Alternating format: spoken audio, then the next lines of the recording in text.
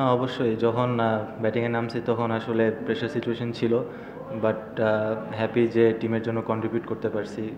ওই সিচুয়েশনে আসলে হেলসের সাথে কমিউনিকেট করার পর আসলে অনেক ইজি হয়েছে ব্যাটিংটা, বাট আল্লাহর রহমতে আমরা খুব ভালো একটা উইন করছি। না অবভিয়াসলি আমার মনে হয় শুধু এই ম্যাচে না, আমার মনে হয় জিএসএল থেকেই আসলে আমার উপর ভালো একটা রেসপন্সিবিলিটি ছিল। সবাই ব্যাক করছে খুব ভালো আমাকে, team management. So very happy যে টিম ম্যানেজমেন্ট সবাই প্রত্যেকেই আমার উপর ট্রাস্ট রেখেছে। পেমেন্ট আমাদের স্মুথ আছে, আমরা মানে সব কিছুই মানে অ্যাজ ইউজুয়াল যেটা আছে যখন পাওয়ার কথা সব ঠিকই পেয়েছি। অবভিয়াসলি রিশাদ তো মিডল ওভারে খুব ভালো করে আসছে, ও উইকেট টেকার, জিএসএলেও খুব ভালো বোলিং করেছে। বাট এই টিমেও তানভীর ভাই ছিল, উনিও উইকেট টেকার। সো আমরা ওকে আর কি ওরকম হাই রিস্কে যাইনি, যেহেতু সবচেয়ে ভালো বলার ওই টিমে, মানে অ্যাকর্ডিং টু দ্য সিচুয়েশন।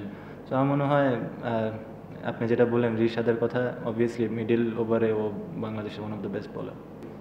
লাইটের কোনো প্রবলেম ছিল না, বাট ফগ যেহেতু ছিল, আমার মনে হয় বিপিএলে ফার্স্ট কয়েকটা ম্যাচ লাস্ট 2-3 বছর এরকমই ছিল কিছুটা, মানে কুয়াশা থাকার কারণে। সো এটা অ্যাজ এ ক্রিকেটার আমাদের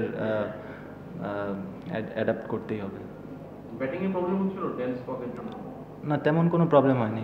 বাংলাদেশ প্রিমিয়ার লিগ 2025, 7টি দলের জমজমাট লড়াইয়ে মাতবে পুরো দেশ। দেখতে চোখ রাখুন টি স্পোর্টস নেটওয়ার্কে।